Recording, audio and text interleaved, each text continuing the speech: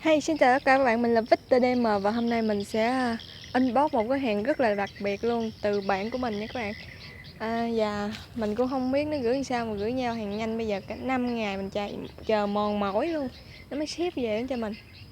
Nhưng không sao, dù sao thì hôm nay cũng có hàng. Về gói hàng hôm nay rất là đặc biệt và mình cũng không biết trong gói hàng đó có gì.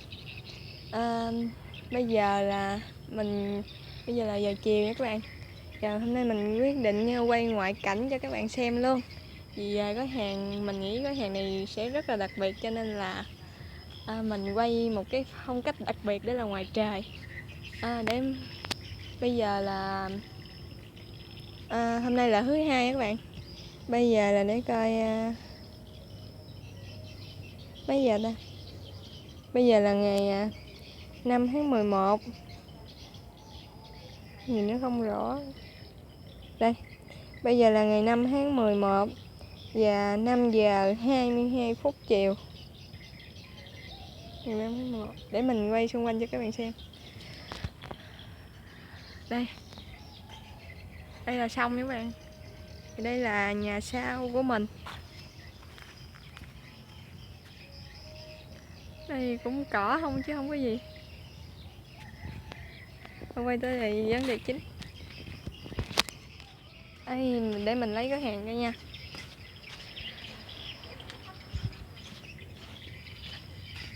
Đây, mình sẽ quay trên cát luôn để coi bên đây có gì, trong đây có gì. Vì hôm nay mình quay một tay cho nên là mình sẽ cắt sẵn cái này ra rồi nha các bạn. Mở ra. Hồi hộp á, mình cũng chưa có coi thử nữa. Mình không dám coi các bạn. Và bây giờ đợi quay rồi mình mới dám coi đây. Gì đây ta? What? Cái gì đây? Các bạn thấy gì không? Đây là thẻ của GAN các bạn ơi. Hôm nay nó tặng mình GAN. GAN hình như GAN Limited. Hay là tặng cái thẻ không ta? GAN GAN ESM Low Limited các bạn ơi.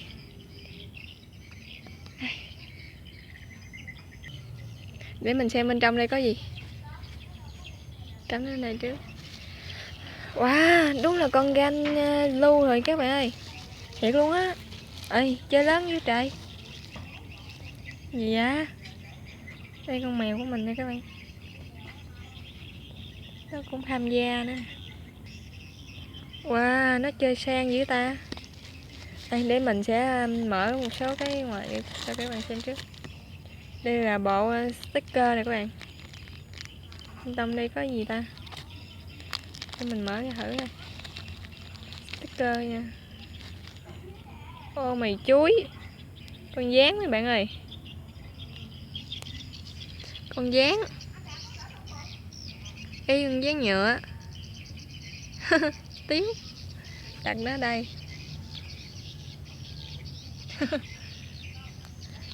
Đây là bộ sticker. Cho qua đi. Để lên cát luôn. Đây là cái gì đây? Wow, nó như bán như mà. Cái này là bộ sticker của The Cubicle nè. Có của GTS, The Work nè. Nhiều sticker quá, nó cho mình nhiều sticker quá ta. Đây, để đây luôn. Đây, để mình coi xem bên trong cái túi này có gì. Một chai lúp nè các bạn. Đây chai lúp. Để ở đây luôn. Hồi hốt vô toàn là cát không. Đây là cái túi ra nha các bạn, để mình xem bên trong còn gì không. Đây một bộ sticker đó nè các bạn. Để ngoài luôn. Đây là một cái thẻ chứng nhận hay là thẻ bảo hành gì nè.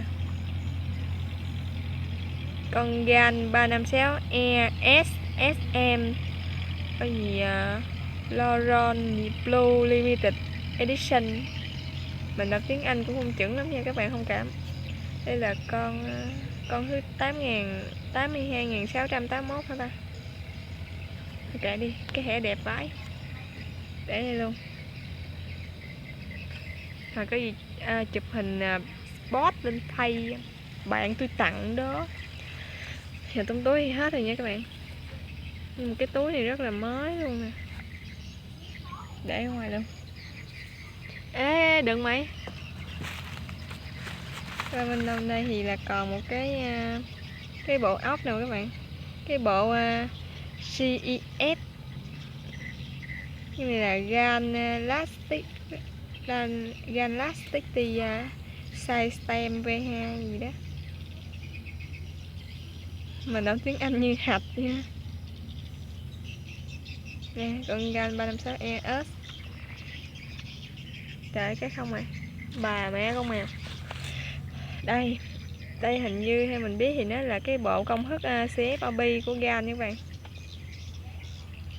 Đây là nhân vật chính của chúng ta. Đây là con gan S, gan ES, đọc mệt vãi. Nhưng mà hình như đây là con để mình test thử coi nó phải không nha. Theo mình nghĩ thì cái con này là nó mod 500 cho mình sẵn luôn. Nếu mod 500 thì nó sẽ ra là cái con gan SM. Đây, mở. Đây cái hộp nó có cái hình gì thì mình cũng không rõ nữa các bạn. Bạn nào biết thì comment bên dưới để mình cùng biết nha. Đây. Siêu vậy.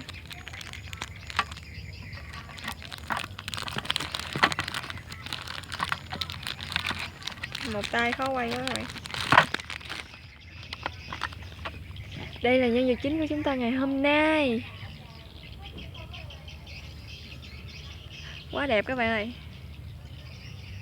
Hợp với cái đồng hồ ghê không? Màu blue. Đây là con gan ES hả ta? Đã quá vậy. Một trong những mơ ước của mình. Bây giờ mình thử xem bạn của mình nó có mod 500 vô đây không nha. Ý, hình như có các bạn ơi. Hình như nó có lực hút các bạn. Làm gì vậy? Ơi.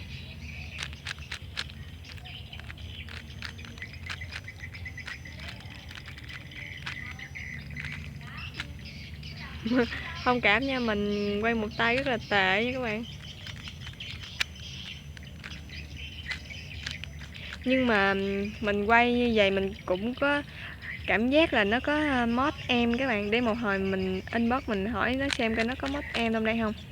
Nhưng mà cái cảm giác giống như là có lực hút của 500 có từ trường ở đây các bạn. Để mình kiếm cái la bàn để gần thử coi cái kim nó có xoay không, nó có dịch chuyển không. Hồi sáng mình mới học bài vật lý liên quan đến từ trường của 500 này, cái lực hút đồ các kiểu. Trong đây nó hình như cũng có rãnh giải ma sát này các bạn. Không thấy nổi nha. Mình quay bằng Samsung nó cũng hơi yếu. Trời ơi đẹp quá các bạn ơi, thích quá à. Để chút gửi lời cảm ơn tới nó coi. Bộ sticker rất là đẹp. Để cho lên bầu trời đây. Đẹp quá à.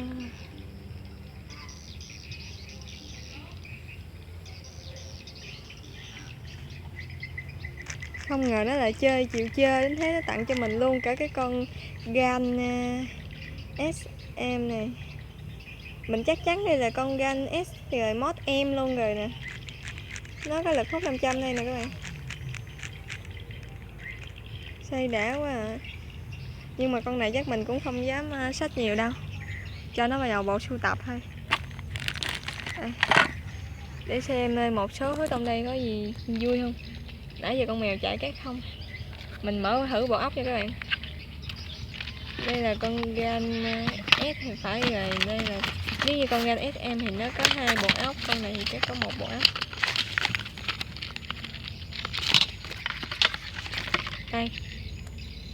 Đây là cái bộ GS này các bạn. Màu đỏ, màu xanh lá với màu xanh dương. Để mình mở thử xem. Đúng rồi các bạn. Cái bộ này rất là khó mở nên một tay mình mở không được nha các bạn thông cảm. Để mình mở xem hôm nay.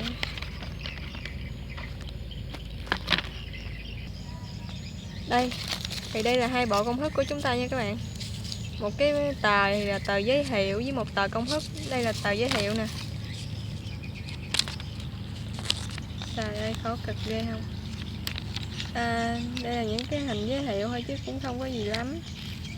Bỏ vô. Còn đây là cái tờ công thức ngắn gọn, nó làm little rồi nha các bạn, nó làm nhỏ lại so với cái tờ cũ thì rất là bự. Đây là công thức F hay L.